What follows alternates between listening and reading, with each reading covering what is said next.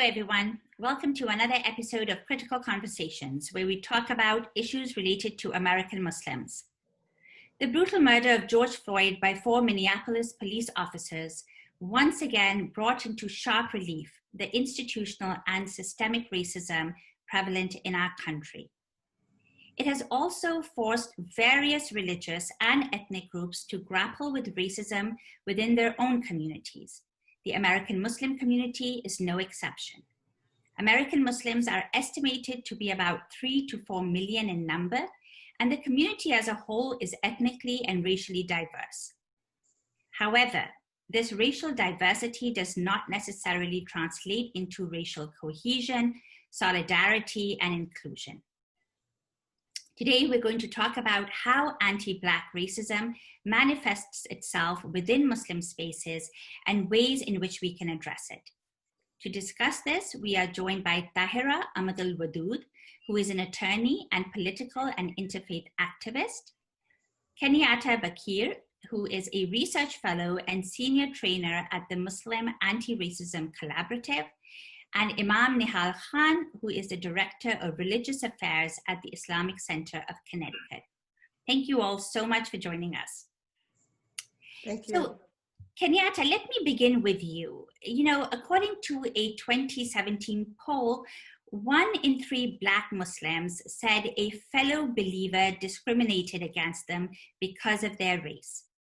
Could you share some of your own experiences around race and race relations within the Muslim community? Well, first of all, I wanted to just thank you all for having me on today. Forgive me, it's a little early here. It's about 8 o'clock our time. So if my voice is a little scratchy, we will adjust. Bismillah. For me, I was born and raised Muslim in a predominantly Black space, Black American space. So my parents converted to Islam in 1968. They met in college in a small town, Warrensburg, Missouri, and then migrated to California. And so they came through what most Black folks did during that time. They converted through the Nation of Islam, and then later on took Shahada in 1975 when Imam Warifdi Muhammad took over and they became Orthodox Muslim. So my upbringing was in Muslim schools with the traditional Sister Claire Muhammad schools. My first real interaction with non-Black Muslim spaces was probably around, I would say about 19, 20 years of age. And that first experience was my father saying to me, because at 16, my parents said to me, you need to choose whether you want to do Islam or have Islam in your space on your own, because we know that there's no compulsion in Islam, right? So my father had given me a Quran at age 12. I was pretty fluent in Arabic at that time. I don't know about now, a little bit more so. And so there hence went my journey. And so my dad took me to a space that was predominantly Pakistani, and we went for Jummah prayer. I had interacted, of course, with other races because I had gone to college, but the interaction at that time was more of, let me kind of see what this is. But what I didn't care for was the separation. I was used to being in a space where it was, of course, the men sat in the front and the women sat in the back, but we were able to mingle and interact, right? So I was placed with other women in a closed off space. And at that time, there were no TVs, right? So we're talking 30 plus years ago. So there was no TVs, the sound system was really horrible, and it was not a very good experience for me. The women didn't speak to me. They were not kind, most of them. Some would smile, but it felt forced, right? So when I came out and told my father, I wasn't ready to go, really. You know, I was kind of turned off. My dad asked me what my experience was. The khutbah was beautiful to him. And so I kind of explained to him. So my dad pulled the imam over to the side and had a conversation and said, you should not treat your women this way, right? So from there, my kind of a bad taste came in my mouth. But being very optimistic and being raised in a space where we believe in diversity, you know, I went to other spaces. So from there, I would go to masjids from here and there. Not to say everybody was like that, but I could just feel like the tension of being different, right? And having those microaggressions, as you know, we speak about in Muslim Anti-Racism Collaborative, where you can tell that this person is trying to fill you out, right? But in a negative way, saying things like, well, when did you convert? And I'm like, well, I'm not a convert. I was born and raised. Asking me simple questions. Do you know Al-Fatiha? Do you know the 5 pillars of Islam? So, you know, that microaggressive behavior. And I didn't really understand what that meant at that time because I had been so supported and celebrated in my space, right? So from there, I just started having conversations one-on-one and just trying to be more of a diplomat.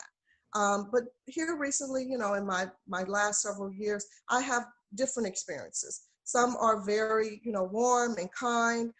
Some people are very obliging, and other folks, I think it's just sometimes culturally, people just don't always interact with other cultures. Sure. Kenyatta, thank you so much for sharing that. You know, you sort of spoke about moving from a predominantly Black Muslim space to where it was predominated by perhaps an immigrant community, and you said Pakistani. And Tahirah, let me turn to you about that. You know, there is this interesting dynamic that develops between the indigenous Black Muslim population and the immigrant community, right? So Black Muslims here in America make up about 20% of the American Muslim population, and immigrants and children of immigrants make up about 75% of the Muslim community. How would you characterize this relationship between Black Muslims who've been here for generations and the immigrant Muslim community that migrated to the US within the last 60 years or so? Well, thank you so much, Mahluka, and our co-panelists for having this conversation. It is a very necessary, relevant, timely, and I'm grateful to be a part of it. Like Kenyatta, my parents also converted to Islam they converted when I was a toddler, so I consider myself essentially born and raised. I do not consider myself a convert. My parents were formerly Christian, and when they adopted Islam, they adopted Sunni Orthodox Islam. And I often tell people that my mother was one of 11 children, so I grew up with lots and lots of Christian, Black American Christian cousins, grandparents, great-grandparents, et cetera. And just before I go into the relationship between Muslims who have practiced in the practice that Kenyatta and I have come up through in these generations, and our immigrant brothers and sisters, first, second, third generation, I want to just say something about the proximity to Christianity. As you know, I ran for office a couple of years ago, and people would often ask me, where did you have the most difficulty in a predominantly white district? Where did you have the most difficulty? Was it your religion? Was it your race? Was it your gender? And I would always say that once people knew or came to find out that I had actually been born into a Christian family, that instantly gave me a level of privilege and relatability to those who were not Muslim and to those who were primarily Caucasian. So there's something about Christian hegemony which is quite powerful at times and privileged at times. And so I just take that because when we think about the history of African Americans in this country, we know, and your viewers know, by this point, we all know that with the slave trade of the transatlantic slave trade of 400 years ago, in came at least 30% Muslim. I had a brother tell me the other day that when he went to parts of West Africa and looked at the historic sites from which enslaved people left and then traveled here forcibly, he said he would suggest that it was probably 80%. And I thought that was very interesting.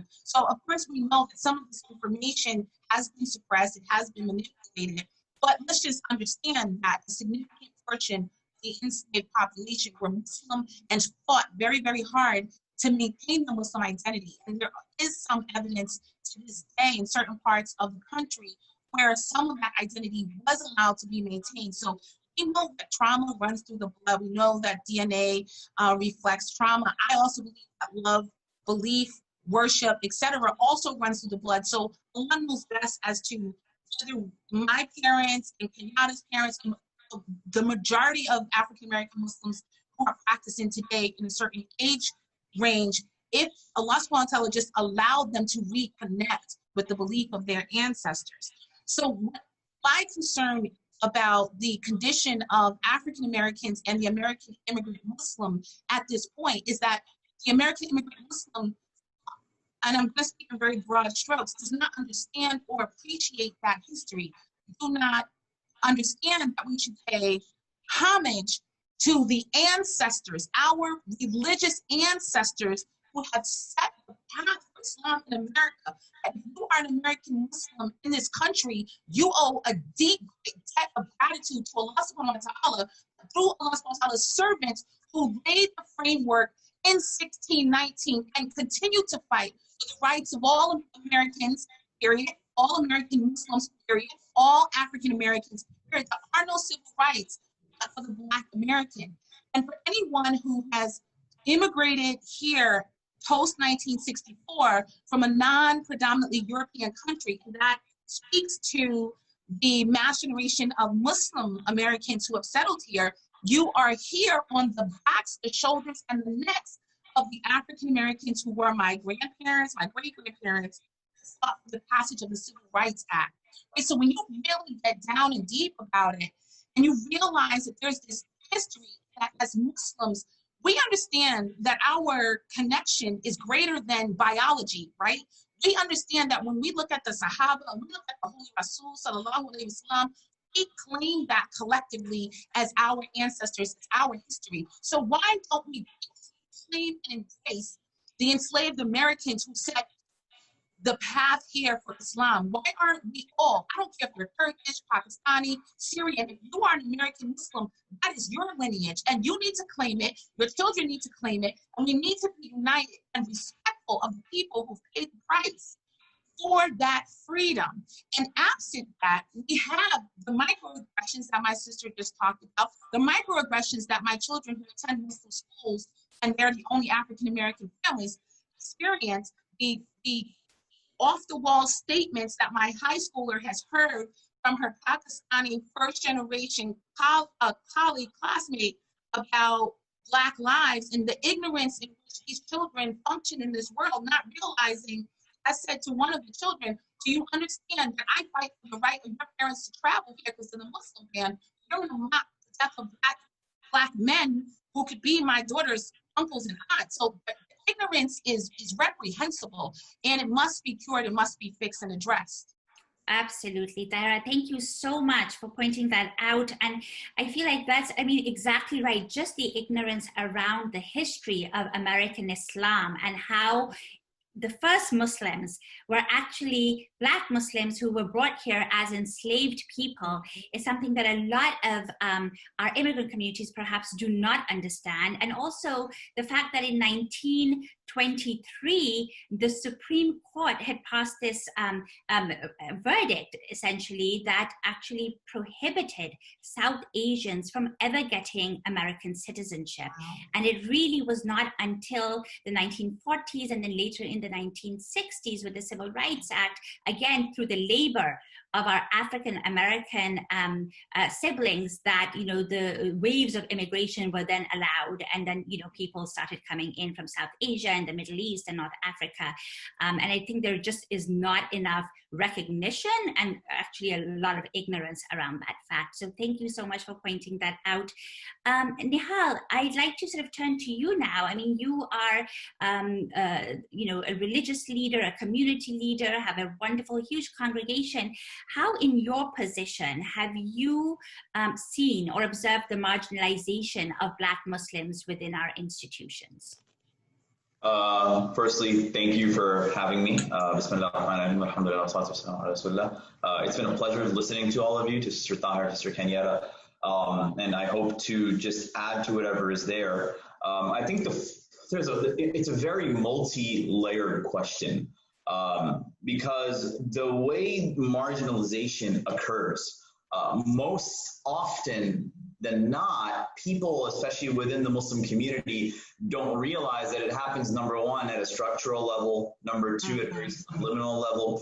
So and it leads into something else, because with mental health, for example, in the Muslim community, which is an area that I engage with, the problem arises when we don't name the problem, right? The problem arises when we don't call a spade a spade. The problem arises when we don't direct our attention towards that which needs to be addressed. And I think within the Muslim community, the way that we end up marginalizing the Black community is on a very multi-layered front. It could be as small as, and not to minimalize it, but where every community event is South Asian or Arab food. Right? It could be something small like that, or it could be open to the level where you have no Black speakers, or if you do have a Black speaker, it's a very tokenized way of recognizing, Black brothers and sisters in the community. We won't engage with them. We won't talk to them. And it also stems from this white standard of these colonized nations that a lot of our parents left. That they saw America the bright light, like they don't know about the national origins formula, right? Which was the act that was in place in America from 1921 to 1965 that basically said, if you ain't white, don't come here, right? Which was that if you're not white, don't come here. And so much so, at that time, Adolf Hitler wrote about the national origins formula saying, look, America's doing it, it's working for them, so why don't we do it? Right? Hitler praised America at that time. And it makes you wonder that this sense of American exceptionalism that has seeped into the Muslim community, saying that since, and I think this rings true to the, to specifically the American immigrant Muslim community, because there is this underpinning, like, I made it to America, so I did something with my life. I made it to America, so everything is good. I remember not too long ago, there was a Muslim scholar who I really respect, whose parents also immigrated here. And he said something like, a time is coming because of Donald Trump being in office where living will become tough, this will become tough, that will become tough. Be careful, we'll go into poverty. Or be careful, X, Y, and Z is going to happen. We're going to be racially discriminated against. We're going to live in this dystopia. And somebody had said, they responded that, you're talking about the immigrant Muslim white-collar population, but you have an African-American population that's already living in the nightmare that you think is expectant, but it's already here, right? This sense of white privilege and American exceptionalism that the community is looking up to, it's harmful, right? And if you came from a non-white European country, it's because, as we mentioned in 1965, on the backs of the civil rights movement, the Immigration and Nationality Act was passed by Lyndon B. Johnson saying, you're not white, all right, come on in. But it was on the backs of the civil rights movement. And then we have the audacity to sit there. And this is the worst part about it, especially with Muslims from the immigrant population. And again, as a child of parents who came here from a different country, people really forget and have this sense of like amnesia as to the backs of this country is built on.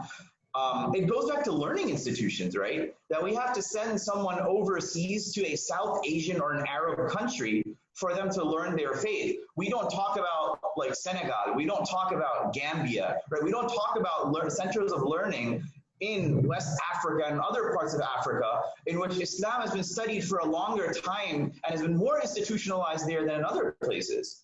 And the only discourse that ever exists in the community is that of Bilal radiallahu anhu, because we tokenize him as if the Prophet ﷺ tokenized him. The Prophet ﷺ didn't tokenize him. The Prophet ﷺ gave him a place in the community because he was deserving of it. The Prophet ﷺ did not, he broke a system to include people. Like, people forget that in the Quran, there's a verse, that, oh, you have believed, Surah number 49, I think it was verse number 12 or 13, don't quote me on that, but that, oh, you have believed, do not mock. One group of people should not mock another group of people. And the reason that this verse was revealed was because certain companions, now keep this in mind, not non-Muslims, not the disbelieving Quraysh, but certain Muslims kept making fun of certain segments of the companions. They would make fun of, what do you call it? Ikram ibn Abi Jahl. They'd say, look, his father, he was Abu Jahl, he was the worst of the Muslims. Now he wants to become Muslim. I'm not about that. So it was towards him. The second person, it was towards Suhaib al-Rumi. They'd actually make fun of him because they're like, look how white he is. It's like disgusting how white he is. The third person was Amr ibn Fuhayra, who was a black man. And they'd say, look at this black man. He wants to become a Muslim. Then they'd make fun of Salman al-Faris. Look at this Persian. Right? And a whole verse of the Quran was revealed calling that out. A whole verse of the Quran. In another, like that's the thing. I feel like the issue in the community is that we are not having these conversations about what biases our mind has been accumulated to hold at a very subliminal level to not talk about this issue outside of it being a very tokenized point of view. Like, okay, a lot of masjids are like, Black Lives Matter, that's great. But it's like, sorry, where were you like the last however many years that the community was being tarnished? Where were you during this time period? But at the end of the day, what we have to keep in mind is that, if we are going to move forward as a community, we need to recognize what are the subliminal messages that our mind is sending us that is causing our community to not grow in unison. Thank you, Nihal. I think that's very important, and we will get to the sort of the part in the discussion where we talk about the role of our institutions in sort of recognizing our biases, first acknowledging them, and then ways to address them. And we'll get to that. But I just want to shift gears just a little bit and sort of talk about sort of go beyond the intra-Muslim racism that exists in terms of microaggression and all of those things and how they play out within our institutions, but also talk about how non-Black Muslims have traditionally approached causes that affect our Black siblings, right? So how non-Black Muslims have approached Black Lives Matter or police brutality or racial injustice in the larger community, and how supportive we've been of that. So Kenyatta, you are a member, you belong to the LA chapter of Black Lives Matter. Could you talk about the kind of support the BLM movement or your particular chapter has received from non-Black Muslims over the years, and how can we expand this support within the Muslim community, and what are some shifts that you have noticed? Well, that's a great question. And I just wanted to say that Nihal, I'm sorry if I'm pronouncing your name incorrectly, and Tahirah, you guys made extremely poignant, examples of, what this space of, when we talk about race, this is all coming from white supremacy. So if folks think that they are, without, are going to be, this model citizen, and, they're going to love me. We just had the Muslim ban, right? We just had that to occur. And we know that in history, we've had many accounts of banning us, right? So I just wanted to lift that up and say that I'm grateful that you all extended and spoke more on that. For non-Black Muslims, firstly, in Los Angeles, that it's, in Los Angeles alone, there's 4 million people, right? And we have a lot of like mini suburbs. So if you've ever come here, you literally can drive through one city in like 5-10 minutes, right? And so folks are always confused. Well, am I in Inglewood or am I in LA or where am I, right? So if you drive in different spaces, you will see the diversity go from there. So why am I saying that? The point is that for some folks who are non-Black Muslims, they see an allegiance. The younger population has aligned with us. I would say that more Generation Z, a group, even coming into the Ys, that group is aligned, specifically on social media. Of course, recently within this last 3 weeks of the uprising, we're seeing more people in the streets. I'm not physically out there because I'm asthmatic, so I can't go. But I'm seeing it on the social media platforms. My comrades are telling me about what they're seeing. And even if I go back a little bit, at our masjid, which is where I grew up, and it's predominantly Black, we have some folks that are coming that are of immigrant descent that are starting to come into the space more, especially the last couple of years, because of our social justice and the way that we operate. So we had actually about, I guess it's going on 3 years now, we had a town hall to celebrate Nabra Hassanin, the sister who was murdered in the DC area, and who was Egyptian, right? And so we had about 150 people to show up, and it was a call from the masjid as well as aligning with Black Lives Matter, right? And so from those folks that came, there were non-Blacks as well as and they were just non-Black, just, Christian, whatever, Afrocentric, and it was during Ramadan. And so that was a time for us to give a lot of dawah, and then we had non-Black Muslims to come to the space as well. So it was celebrated. But then we have another side of folks and we have an older generation of folks that are starting to shift. I'll just have to give credence to that. Someone shared on my Facebook that there was their mother who has been reading the new Jim Crow, and she was talking about how in Texas, someone had invited the chief of police, and she was like, how harmful this is. And she really lifted up, the Black American experience, right? And I was, grateful to start seeing this context happen. And Muslim ARC has been very, integral in coming into those spaces as well and having those conversations. So there's kind of like 2 and 3 groups, right? So we have some people that are having this awakening, and then we have some folks that are like, absolutely not, I won't support Black Lives Matter, right? Because it's a non-Muslim, they think non-Muslim space, right? And then we know that the founding members were 3 Black women. 2 of them are gay, right? And so folks have an issue with that, right? Even though the Black Lives Matter chapter is a person who is heterosexual, and so we get into these minute, kind of underpinnings of like what is what and who should be doing what, but we're really missing the mark on right now. Black Lives Matter all throughout the nation is really calling for everyone, right? And they're saying all Black lives matter, right? And when our life matters, we didn't even want to even take the title Black Lives Matter. We had another name, but it became so in your face and was so necessary that we had to take the term. So for us, we are wanting folks to understand that the mission is, just as we were stating, this has been 400 years of oppression. So come with us and counteract oppression, bottom line. Very well said, Kenyatta. Thank you.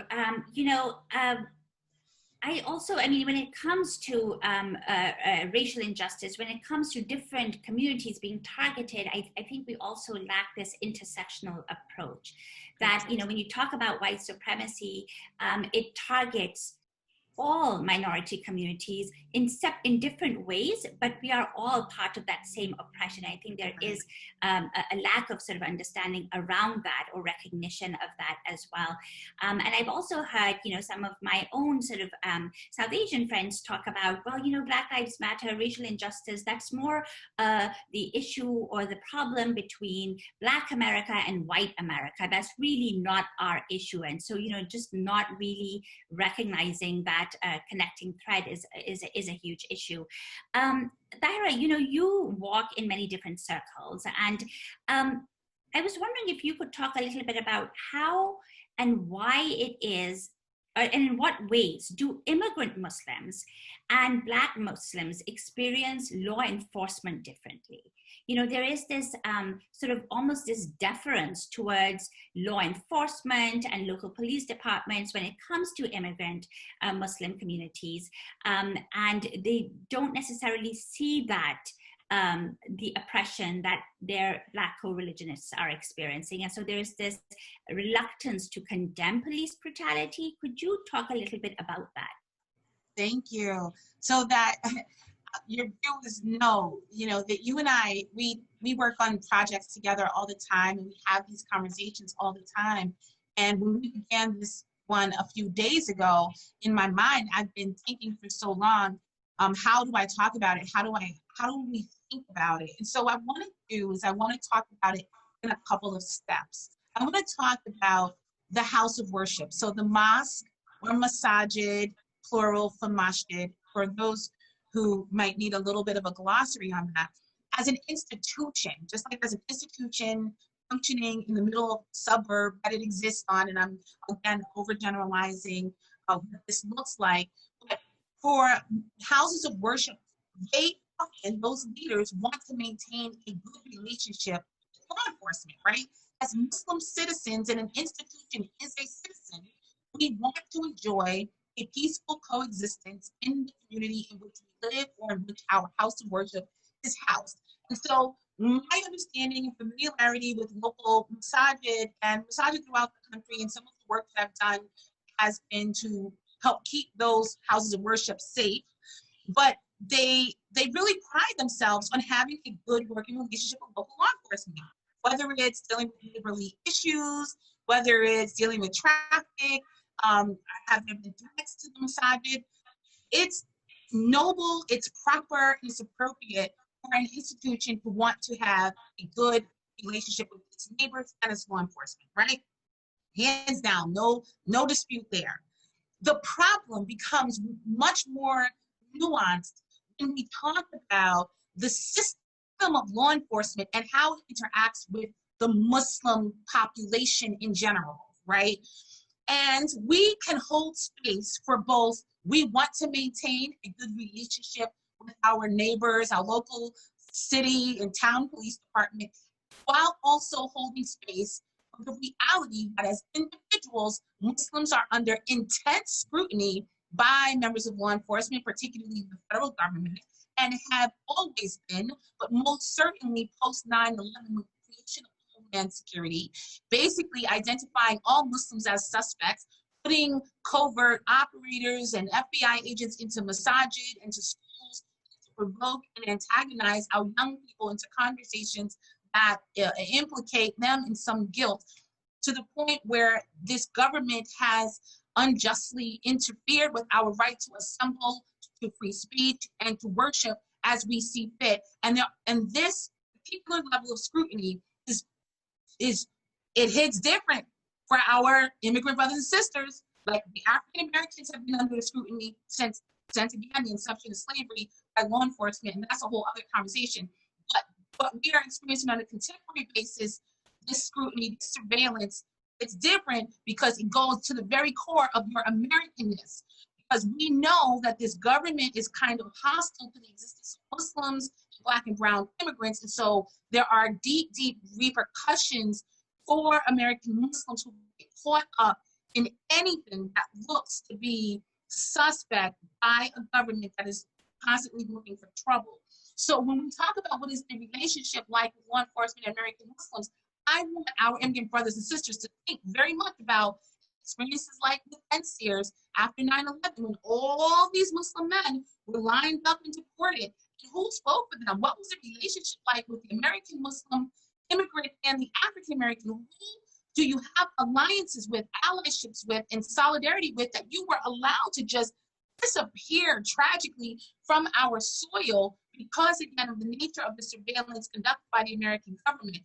If we were united and we would be there for each other, which gets me back to the fact that African American Muslims, African American people have always had difficult, harsh, life-threatening experiences with members of law enforcement. And to go back to my analogy about holding space for wanting to have a good working relationship, but we also hold space for calling out bad, unfair, and harmful practices by law enforcement. We recognize that there's the FBI, there's local law enforcement, there's state police, depending again on where you're situated.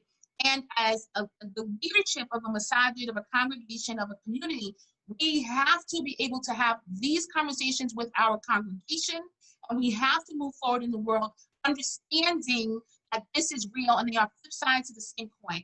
I'm going to pass it back to you, but really quickly, I just want to say that I have beautiful African-American children. My two oldest are males. There's a 22-year-old and I have a 26-year-old.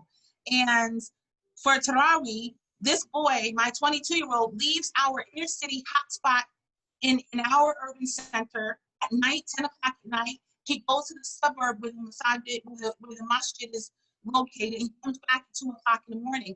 And I just think we can have samosas with law enforcement for Eid at the masjid where he's worshiping, and he comes and journeys back home to me. I'm concerned about his interaction with the police department in the inner city that we live in, his identity as a Black child. And I want that the imam and the leadership of the masjid serves these constituents understands that my child's journey back home may be very different than your child's journey back home.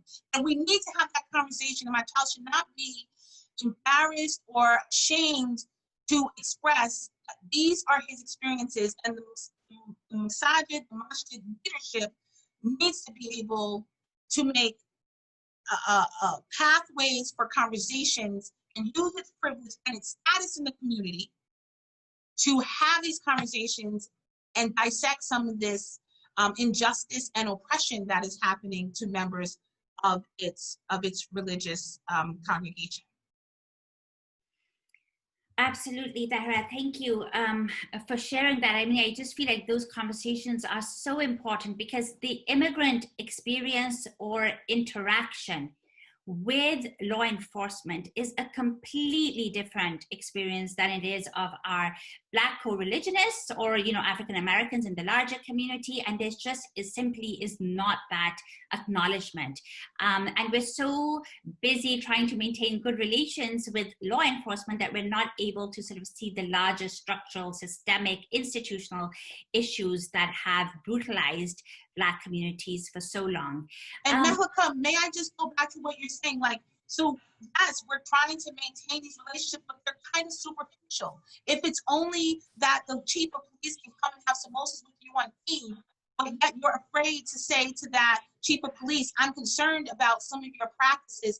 I'm concerned that your colleagues in one city over house the community of our African American worshipers, our refugee worshipers have very hard experiences. Can you help me? Can you open the door? What are you preserving? You are preserving a superficial relationship. You are preserving a superficial relationship at the expense of real people who need those relationships to work for them. So we need to remember that at all points. And can I interject too, Malika? I just wanted to Yes, please go ahead, Kenyatta.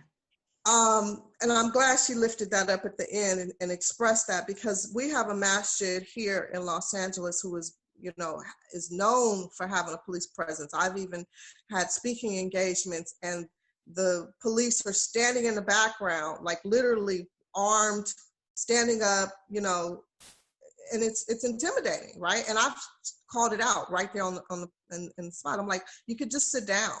You know what I'm saying? You don't have to stand up. And this is what we call over policing, right? This is what Black folks deal with on a daily basis, right? And so I had some people who were of immigrant descent that came to me and said, wow, that was overwhelming. So now I kind of understand what you're saying. But here's my point.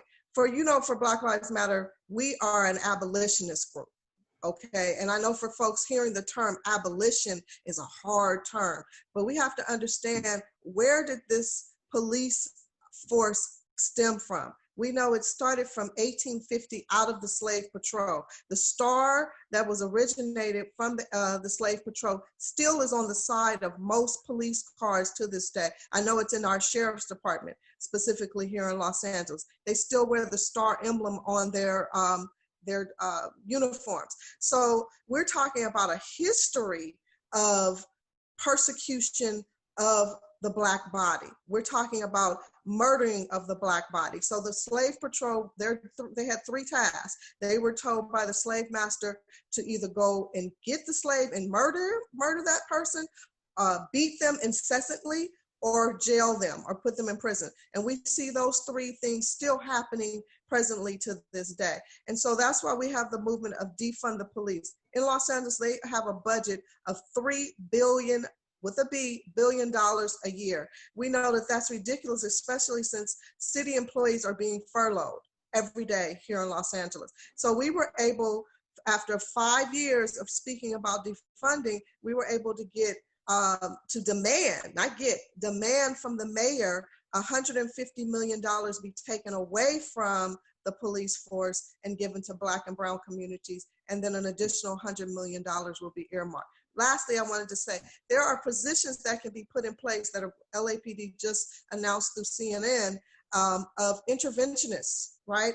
Of people who can be put in place instead of having armed policemen at task on every detail. Mental health folks. We know that policemen are not trained nor have degrees to be able to handle a mental health crisis. So I'm sorry, I just had to interject that really quickly as well. No, Kenyatta, that's really, really important. And I feel like that's another discussion that we really need to have about abolitionists versus reformists and what that means. And, people, again, do not have that understanding about the history of police here and how Black and brown lives have experienced over policing and the militarization of the police and where it began, and that it's okay to have good relations with your local police department, as Tahirah was saying, but to understand that we have to go beyond the superficial relations that we have and be able to collectively resist the racist, the Islamophobic policies that all of us have been subjected to.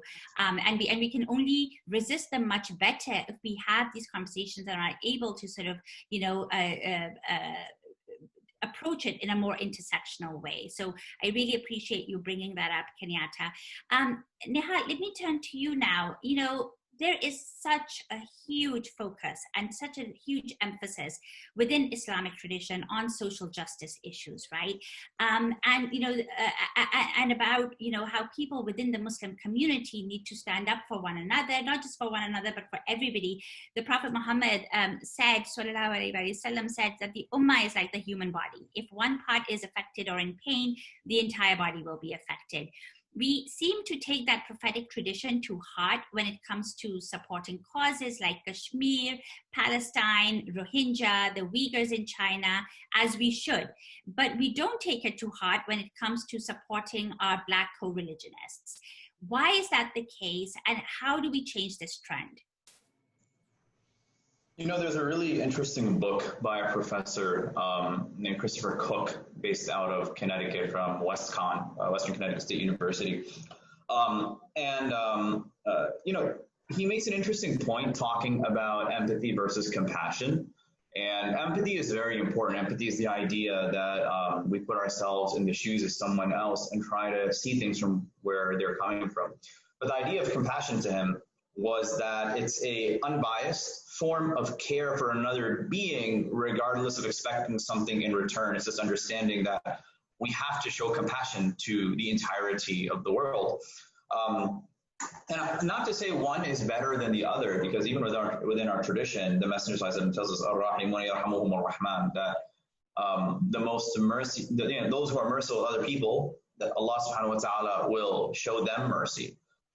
And I think what it comes down to is, if our communities can, and again, not to get into whataboutery, not to otherize, but if we as a community can come together and say, brothers and sisters, pray for Sudan, brothers and sisters, pray for Somalia, pray for Pakistan, pray for India, pray for China, pray for Kashmir, pray for all these different countries, pray for Syria.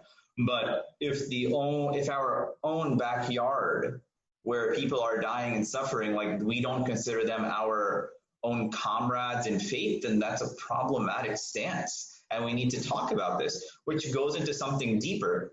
A lot of people who immigrated here may refer to some country called back home that they haven't been to in 20 years. Oh, back home we did this, back home we did that, back home and this, and back home and that, which I think has pushed forth this idea that we are either white American or we identify with whatever country that we're from.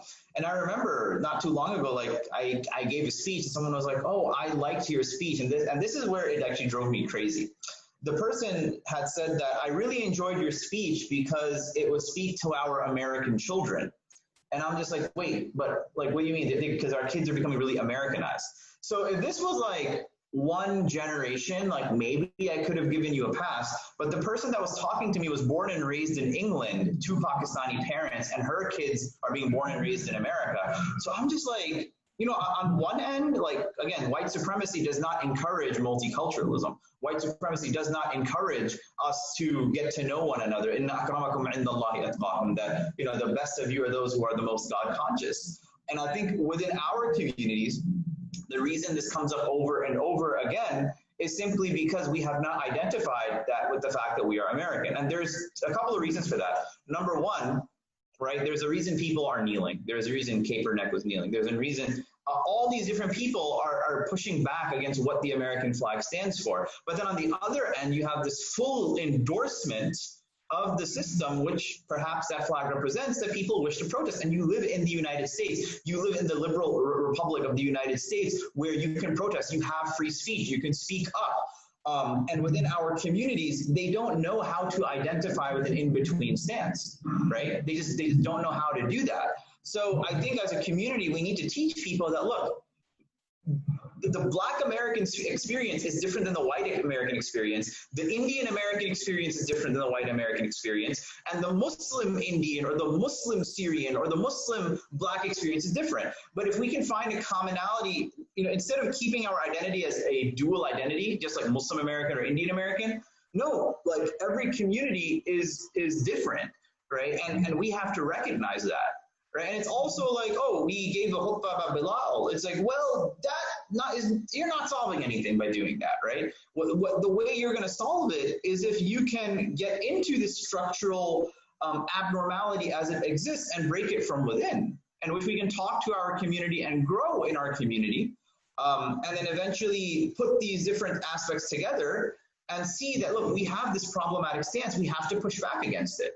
We have a problematic issue in our community. We have to push back against it, and we have to name it. That's the most important thing. And if we ourselves are not naming the problem that we have, someone else may name it for us. And it's not a personal issue, it's a community issue. So as a community, we have to call out things which are problematic. We have to push back against them. And there is room to disagree. There is room to dissent. There is room to grow. But that's the point. Leave a little bit of room for compassion and empathy. And then afterwards, keep moving forward. Keep pushing back, but leave a little bit of room for compassion and empathy, and take a step back to take 2 steps forward. I think that's the best way to do it. And communities that have been blessed with money, and you have a very solid white-collar community, you have to ask, how can you contribute to give the voiceless voices? Absolutely. And Nihal, we'll get back to, what concrete steps mosques and religious community leaders, our imams and board members of mosques can take to actually, go beyond, performative acts and really be able to engage meaningfully and listen to our Black leaders and Black Muslim leaders and allow them to lead, and allow ourselves as immigrant communities to be led by them. And so we'll get to that in a little bit. I also want to turn to you, Kenyatta, because you are part of this organization, the Muslim ARC, which is the Muslim Anti-Racism Collaborative. And part of their work, and a lot of their work actually, focuses on intra-Muslim racism within Muslim spaces. So could you talk a little bit about some of the work that you have done and that you offer? If there are, people listening, Muslim institutions, Muslim schools, Muslim spaces, if they are, so that they can tap into, what you're offering.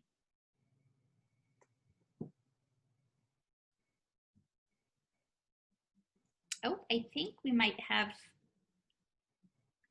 I muted myself, trying to make sure that there was no background. Okay, so thank you for that. Our organization, Muslim Anti-Racism Collaborative, was formed in 2013, or I'm sorry, well, just about that, about 2014. So about 6 years ago, and it came out of the need or seeing some of the issues that we've just raised, right? All of the microaggressive behavior, this racism that we encounter in our Muslim spaces. And the two founding members are Margaret Aziza Hill, who's the executive director, and Namira Islam Anani, who was recently our communications person, but has now become a board member and senior trainer. So I'm actually a board member and senior trainer. I need to update. I think I had the research fellow part there. That was at the beginning.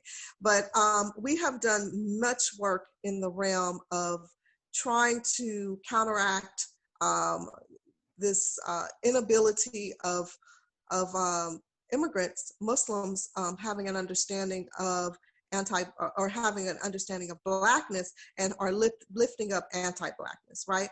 And having these microaggressive behavior.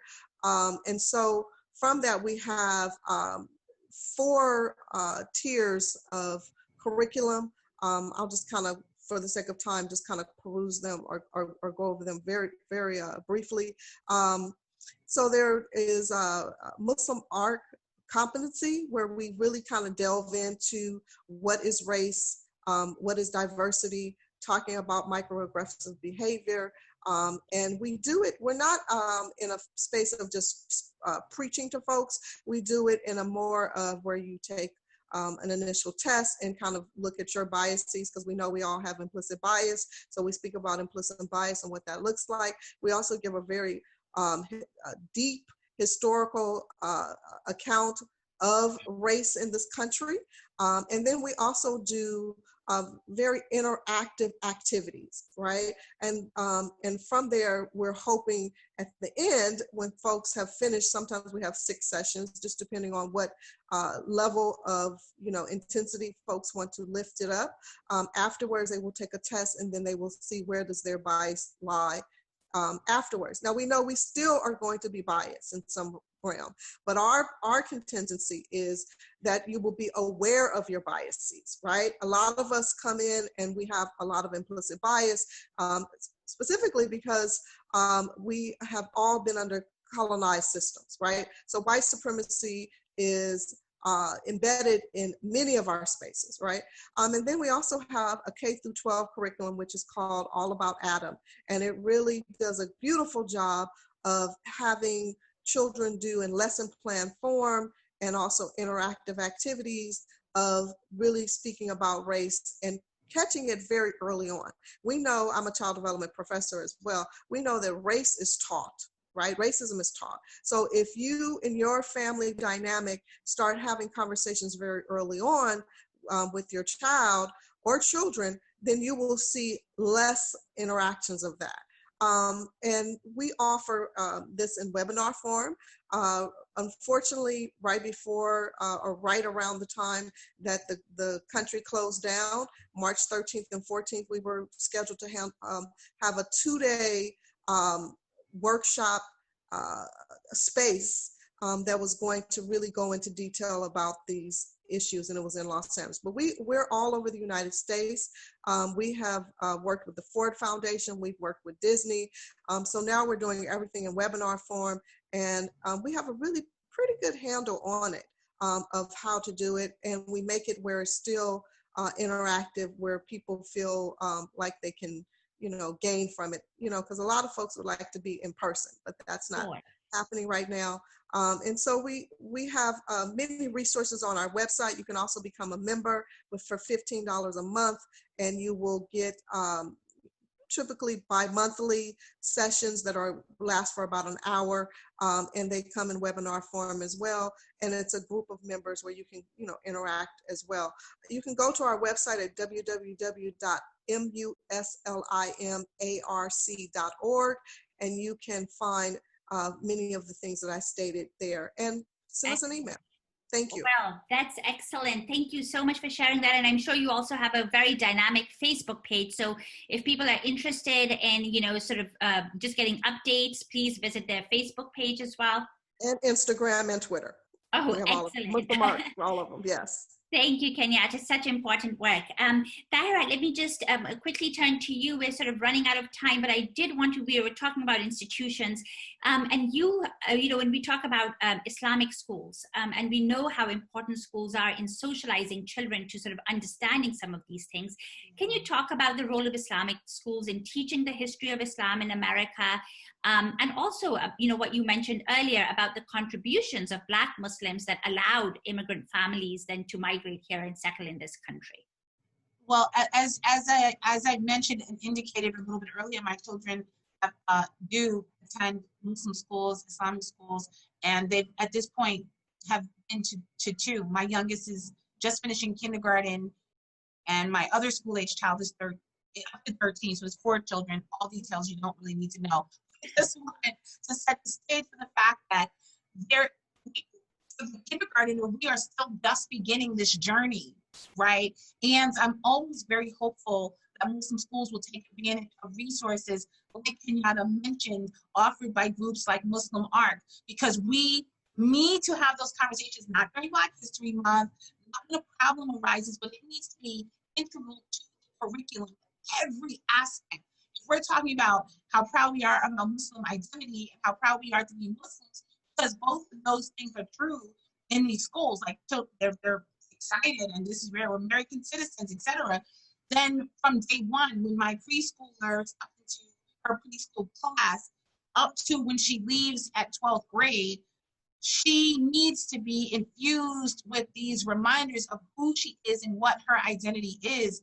As the Imam stated, there is often this conversation of back home or not really planting roots here in this country. And that creates a problem, I think, for those children generally, but it also creates a problem for my children when they don't always feel like they can connect or understand or really take full advantage of the depth and the beauty of the relationship of that second, third, or fourth generation immigrant student who's now in their class. They think that they're radically different instead of thinking that they're radically the same. So I would challenge schools, and I consider it malpractice for the school and the house of worship that does not, with intentionality, take the bull by the horn and bring these conversations to our children right on up to our adults. And so I am a thorn in the side of my children's school, but I pay way too much tuition to sit there and have my children miss out on a very important aspect of their education. And I am sure, and I hope that the schools are grateful for your engagement with them, which is so sincere and really trying to give all Muslim children like a real sense of who they are and the contributions of their ancestors, mashallah. Imam Nihal, I'll give you the last word. We're almost out of time. Just a few concrete things that you feel mosques and Muslim imams and religious leaders can do to make a difference in this time. Sure. Once again, thanks to everyone for contributing. I don't think I should have the. I'm gonna keep it very brief and just ask inshallah on this. It's just to close it out. But I think number one, it's really, really, really important for communities to begin to acknowledge, address, and name the anti-Blackness, the anti-Black sentiment that is present within the community.